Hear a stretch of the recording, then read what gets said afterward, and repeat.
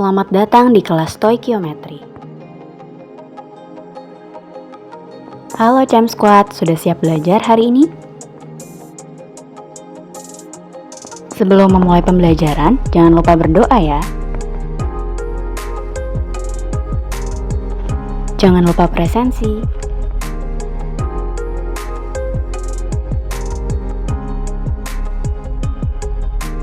Hari ini kita akan belajar mengenai garam hidrat atau yang biasa disebut dengan air kristal.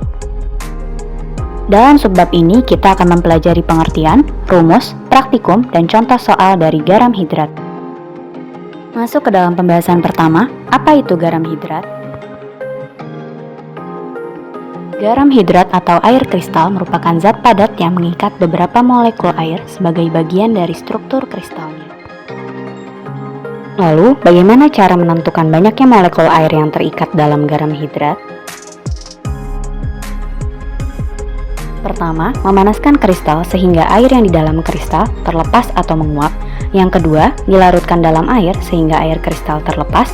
Dan yang ketiga, dianalisis melalui reaksi kimia. Bagaimana rumus garam hidrat? Rumus garam hidrat biasanya ditulis dengan susunan berikut. Garam yang dimaksud di sini bukan hanya NaCl atau garam dapur yang berperisa asin dan berwarna putih, melainkan senyawa ionik yang terdiri dari ion positif atau kation dan ion negatif atau anion sehingga membentuk senyawa netral atau tidak bermuatan. Contohnya MgSO4 dan CuSO4. MgSO4 merupakan senyawa netral yang tersusun atas kation berupa Mg2+ dan anion berupa SO42-. Begitu pula dengan CuSO4 yang tersusun atas kation berupa Cu2+ dan anion berupa SO42-. Lalu, bagaimana cara mencari nilai X pada rumus garam hidrat? Nilai X didapatkan dari perbandingan mol air dengan mol anhidrat, di mana anhidrat merupakan senyawa yang tidak lagi mengandung air. Jika masih belum paham, mari kita simak praktikum pembakaran CuSO4 hidrat berikut.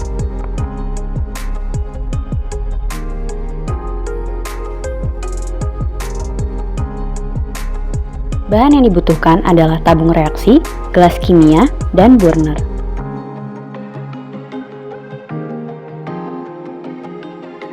Dibutuhkan juga CuSO4 hidrat sebagai bahan utamanya. Garam hidrat ketika dipanaskan dalam tabung yang kering. Ambil tabung reaksi, kemudian tambahkan CuSO4 hidrat ke dalam tabung dan panaskan tabung. Air di dalam CuSO4 hidrat perlahan-lahan akan menguap, sehingga warna kristal CuSO4 hidrat yang semula berwarna biru menjadi berwarna putih, yang menandakan bahwa air di dalam CuSO4 hidrat sudah tidak ada, atau menjadi CuSO4 anhidrat. Apabila ditambahkan beberapa tetes air ke dalam kristal CuSO4 anhidrat, adanya air dan reaksi bolak-balik akan menyebabkan kristal anhidrat yang semula berwarna putih kembali menjadi berwarna biru.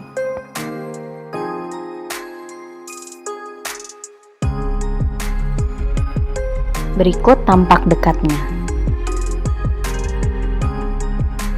Selanjutnya kita masuk ke dalam contoh soal. Sebanyak 38 gram kristal magnesium sulfat hidrat dipanaskan hingga semua air kristalnya menguap. Massa kristal yang tersisa adalah 20 gram. Rumus kristal hidrat tersebut adalah: diketahui MrMgSO4 sebesar 120 gram per mol, MrH2O 18 gram per mol, massa magnesium sulfat hidrat sebesar 38 gram, dan massa anhidrat sebesar 20 gram. Selanjutnya, massa air didapatkan dari selisih massa magnesium sulfat hidrat dengan massa magnesium sulfat anhidrat. Yang ditanyakan adalah rumus kristal garam hidrat tersebut.